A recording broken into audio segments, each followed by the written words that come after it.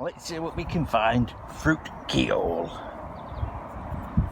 Key plate with the old key plate cover still attached. It's alright, isn't it? As key plates go, it's one of them. Cool beans. Let's find out what we got. What do we reckon?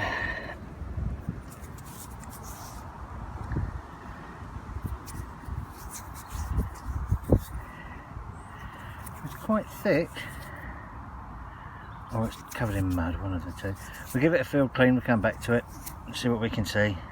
Well, there's kind of hints and suggestions. Can you make out anything on that?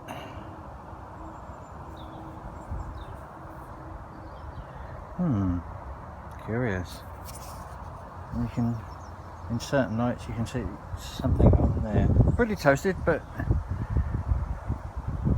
Mrs. Wife might be able to find something on there with her super duper eyes.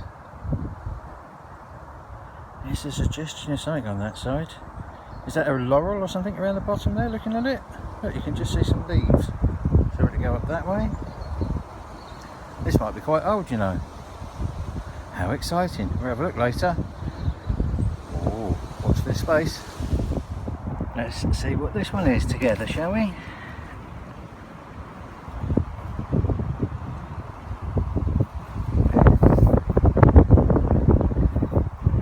Oh!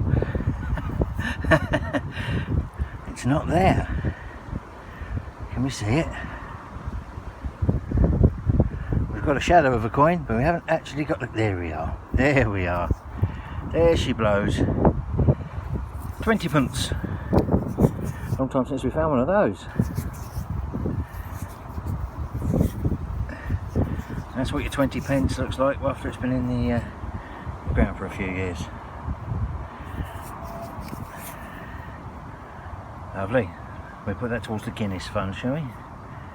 There's your Madge. What's a Madge? How are we doing? Lovely. Patina. It's all about patina, apparently. There it is. Wonderful. Are you ready? I mean, just wow. Yeah, there's still something inside it. That will ring again. That is the smallest bell I've ever found. Doesn't seem to be decorated. Look at that. Oh, I'm so happy with that. I'm going to put that on a few of the detecting forums later, because there's going to be an awful lot of people jealous about that. And I've got one. That is the smallest one I've ever found, and you can hear the P thing inside it.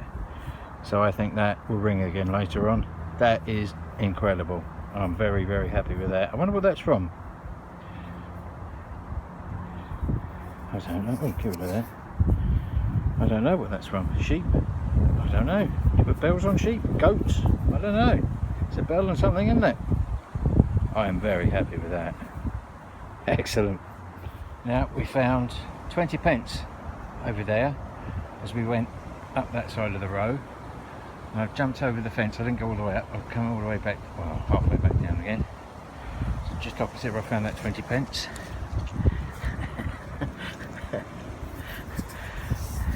20 pence! Hooray! Guinness Fund is doing well. There she is. Her Madge. Hey Queenie. Another 20p. Whoa, loaded today.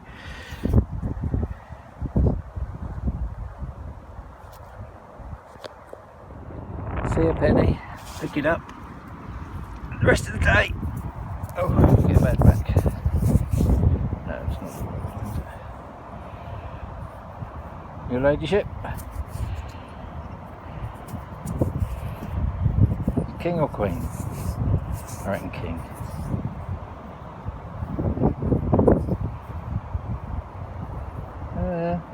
No, queen. Hello, Mum.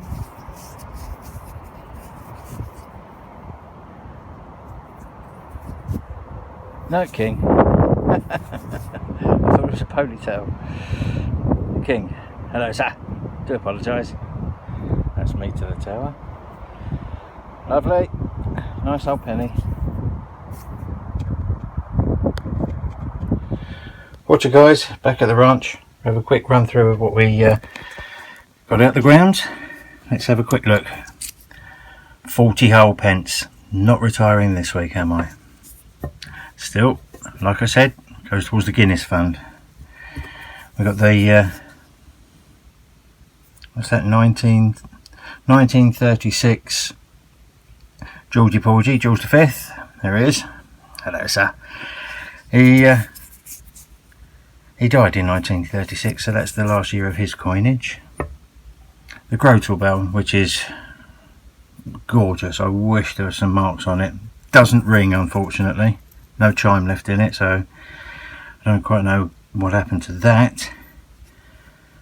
Well, I presume it's a Grotel bell. I see no evidence to say that it's not, put it that way. I suppose it could be some kind of weight, although there is no weight. I don't. It's a bell. It's a bell. I'm not going to second guess myself. It's a bell. And it's the smallest one I've got, and I love it. General service button, crusted, but I presume I can just about make out that it's the general service crest. And one for Nico over in Denmark. You can probably identify the lock plate. There you go. And the interesting one was this. Can you just see the shadow on there? With the laurel around there. Now, thanks to Mrs. Wife's marvellous eyes, we've dated this to 1788, and I'm going to tell you all about it in just a minute. Right, we're going to start at the beginning. In 1775, the Royal Mint in the UK stopped making copper coins. We were skint, didn't really need them.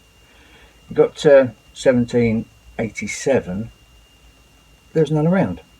So there was a guy in the island of Anglesey, just off the coast of Wales, which I'll show you. He ran the Paris Mountain copper mine, and he thought, well, I need some small coppers to pay my staff. I need to pay them. So he thought, I've got a copper mine, I need some coppers, I'll make my own coins. So in 1787 he made his own pennies. And then he realised a year later, so 1788, I needed some halfpenny ones. So we went and made some. He put Druids on them because the island of Anglesey was full of Druids when the Romans turned up, and they had a big old punch up, and the Druids did quite well. They kind of hoofed the Romans out a bit for a little while, and they kept them at bay. So what I've been trying to work out, or theoretically work out, is how come a halfpenny token issued in a tiny little island off the coast of Wales ended up on the southeast Kent coast 300 years ago. It's not an easy thing to do. There are three ways which I can possibly think that it's happened. Let's bear with me, we'll work it out. And if the guy walking 350 miles for anybody, it is a task. You've got to find your food, your shelter and everything else all along the way, which you've got to pay for. It doesn't come free. No such thing as tents, was there, really, back then, I suppose? Well, I suppose there were such things as tents, but they were very rudimentary and probably quite heavy to carry. So let's discount that. Say he didn't walk. He could have saved up, bought himself a horse, ridden a horse. Now, somebody riding a horse back then in 1788 didn't have the same sensibilities that we do now, so the horse wouldn't have rested for longer and things like that. We can't put today's sensibilities on somebody that was from 300 years ago, because they thought differently. Horse was a tool, it wasn't something to be cared for that much. Even so, I've been in touch with the lady I know that runs horses or owns horses, and she reckons at least 12 days to do 350 miles. So again, that's with your own food and shelter and the horse's food and shelter all along the route at various stops, giving the horse time to rest and everything else. At least 12 days. Now, he could have got a stagecoach. Now, there were two different versions of stagecoaches, one more expensive than the other. You've got a 4-horse, which was cheaper, or a 6-horse, which was a little bit dearer but a little bit quicker. Still, the average speed of one of these was 4 miles an hour. So doing rudimentary maths, that's 80 odd hours travel to do 350 miles. So you spread that over, I mean, you still had to pay for your board and lodging along the way.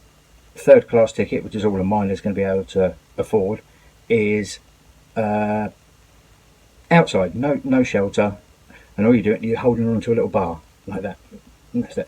You're doing that for 350 miles, and that's probably about 10 days that would take you, because they didn't have to rest the horses for so long, because they could just swap horses as they went along like that. So that's another way.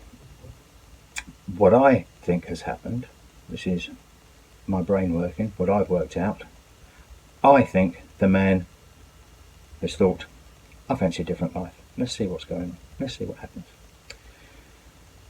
Copper mine must have, quite close by, to get rid of the copper, a dock. He's gone down to the dock where needs copper. In 1788, Chatham Docks, which is just around the corner from me, just where it was 20-25 miles away, Chatham Docks was a big navy dock, and that had an amazing consumption of copper. It had copper rivets, it had copper nails, it had copper sheeting that went along underneath the hulls of the big old navy ships, because when they went over to the Caribbean, they used to get the hulls used to get eaten by Toledo worms, so you used to have to copper sheet them, and it kept the weed off, and so the ships went faster. So you needed a lot of copper. So I think Mr. Miner, has come along with his halfpenny token, and he's pocketed that, and he's gone, signed on board a ship as a deckhand, sailed around the coast. It's 500 nautical miles from Anglesey all the way around the bottom of England up to Chatham. He's got to Chatham, and he's either signed off, food and lodging all supplied on the boat as well. Remember, he doesn't need to provide his own shelter. It's all there. It's hard work, but it's all there. So he's come all the way around the coast of England into Chatham, and then he's thought, okay, I'll go down to the fruit fields, go down to the Garden of England and see what's occurring there. And from Chatham to Canterbury, it's a couple of days stroll, or hop on one of the carts that's supplying the docks and come down to the docks, come down to the countryside and pick some apples and live the country life. Spend your penny token or your halfpenny token, or lose your halfpenny token. So let's have a look, and I'll show you what I think is the route. So there's the UK. That is the little island of Anglesey, and that's where I am. That's where we found it, just about there. So that's your 350 mile journey going across the country there. There's Chatham Docks just there, so it would have taken a couple of days just to pop down there. So to go in a boat, you would have come out of Anglesey all the way around the coast of Cornwall and Devon. Now the tides that go that way there, so that's a real hard slog. To come around the country that way round is really difficult, but once you get to here, it's a quick fly around there, because the tides obviously go that way and France is over here. You go shump into Chatham Docks, unload your copper, come down there and pick some apples. That's what I think's happened. Thanks for watching, guys. I know it's been a long one. Let me know how you found it. If you like this kind of video, then please let me know. I've tried to do something a bit different. If you don't like it, let me know as well. I'll see you guys on the next one, and hopefully we'll have something else to talk about. Cheers, see you soon.